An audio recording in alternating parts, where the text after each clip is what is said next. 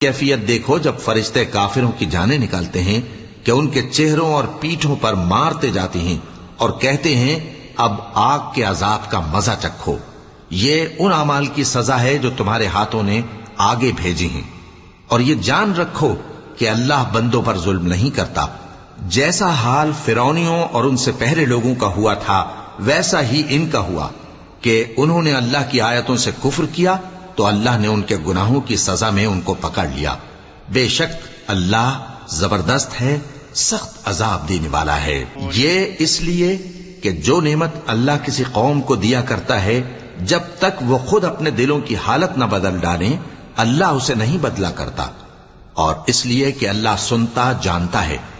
جیسا حال فرعونیوں اور ان سے پہلے لوگوں کا ہوا تھا ویسا ہی ان کا ہوا.